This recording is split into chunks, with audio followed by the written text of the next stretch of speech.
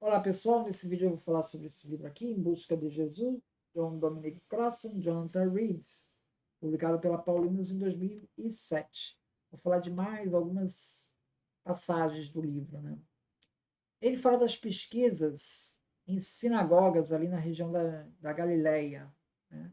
E chega à conclusão que não se encontrou nenhuma sinagoga, um prédio propriamente, um templo, né?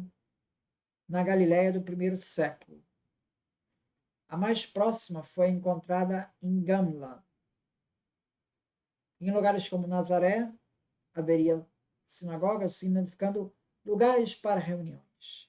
Mas a única evidência de um edifício construído para este fim, em Nazaré, vem 2 séculos depois de Jesus. Não existe nenhuma evidência arqueológica da existência de uma sinagoga que Jesus teria visitado, segundo Grossa. A sinagoga encontrada em Cafarnaum era do período bizantino do século V e, portanto, pouco provável remontar à época de Jesus.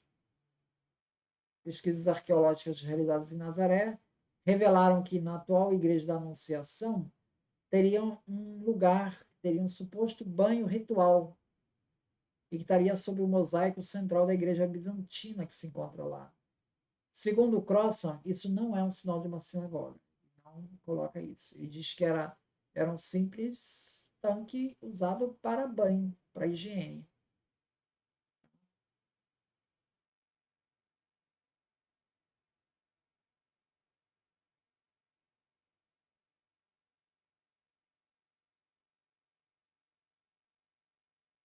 Provavelmente usados, e também foram encontrados em outras localidades da Galiléia tanques e piscinas similares.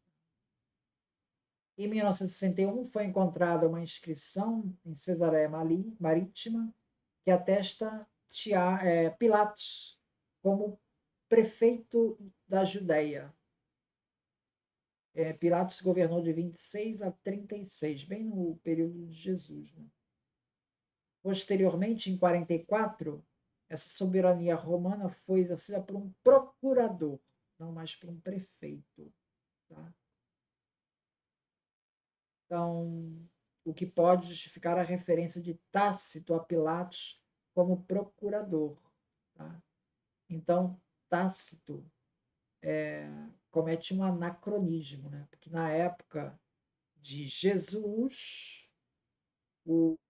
a autoridade lá era prefeito, né? Não era procurador. Mas na época posterior ficou como procurador, ele acabou usando esse termo. Mas na época as pessoas chamavam de prefeito de procurador,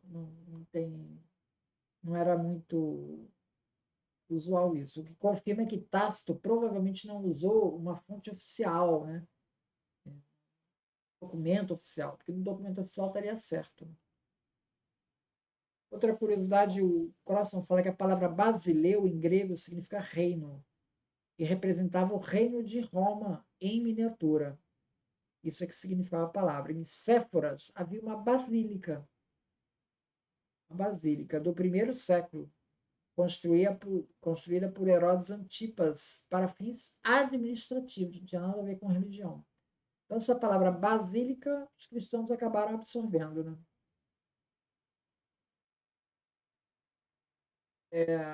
Flávio José, na Guerra Judaica, observa que na guerra que teve dos judeus, de 66 a 70, né, os camponeses judeus, né, eles marcharam em direção a Séforis, olha só, Séforis, e pilharam a cidade. Séforis era uma cidade helenizada. Né?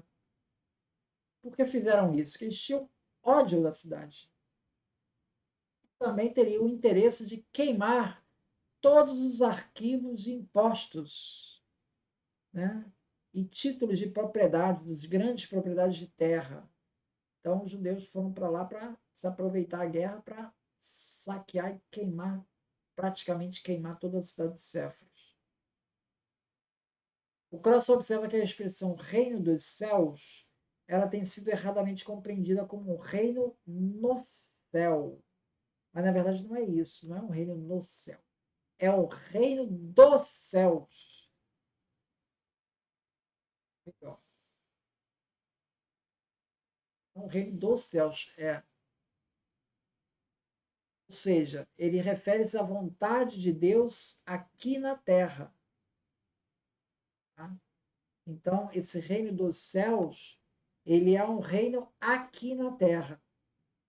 Essa que era a perspectiva dessa palavra ali, né, que Jesus está usando. Quando Jesus fala de um reino dos céus, é um reino que vai se estabelecer aqui na terra. Não é um reino no céu. Depois ele virou reino no céu. Depois.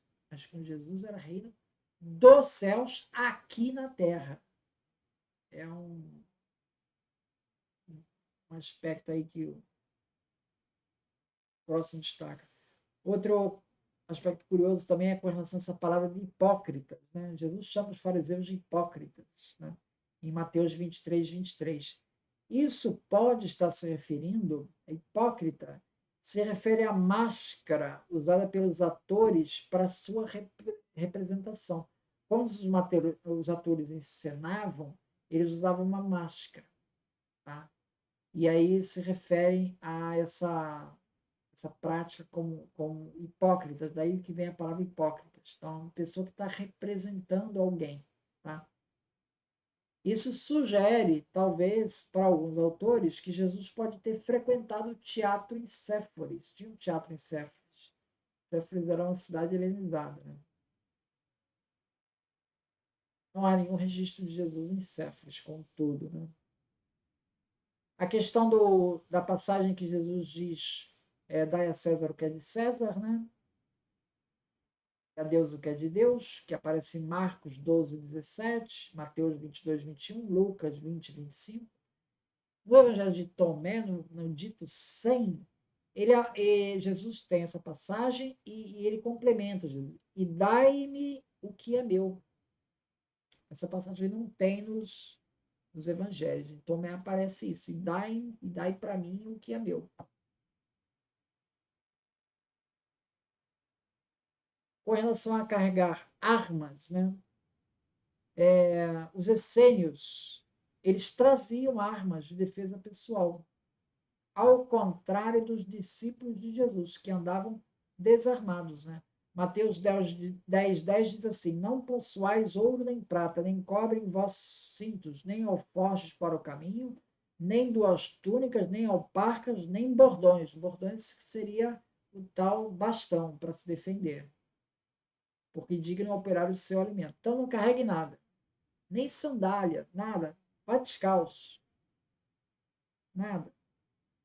Marcos 6,8, por sua vez, diz: ele segue a prescrição essênia para levar um bastão.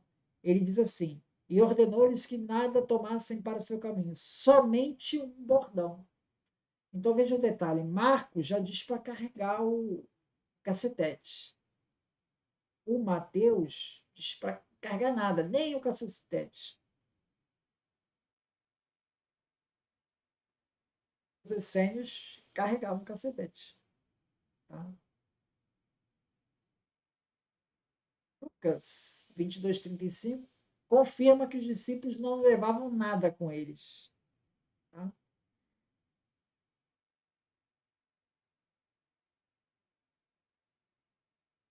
Então, em Mateus 10, 10 e em Lucas 10, 4, a orientação dos discípulos é de que não usem sandálias, mas em Marcos 6, 9 diz para usar.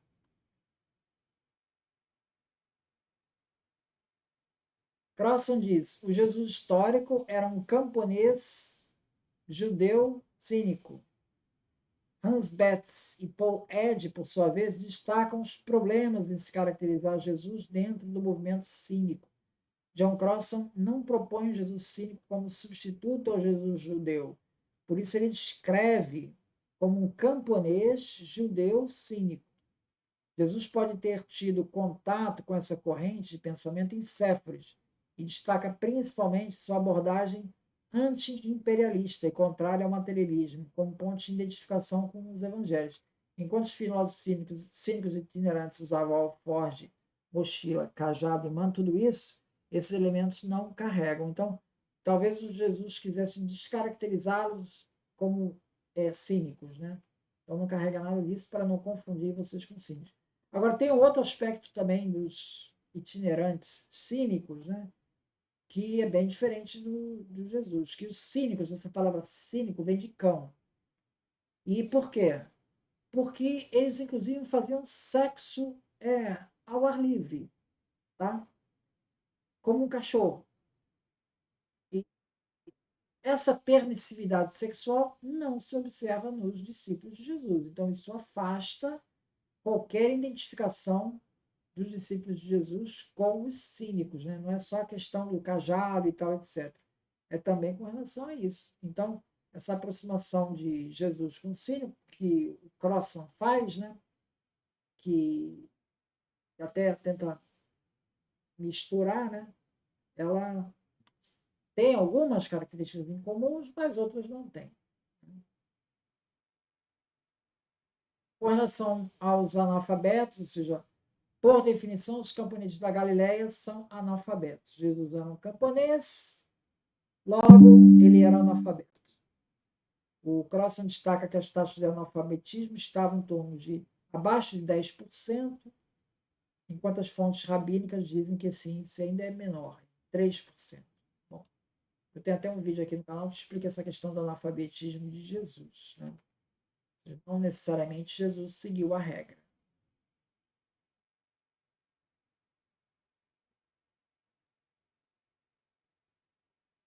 É isso. Muito obrigado, então.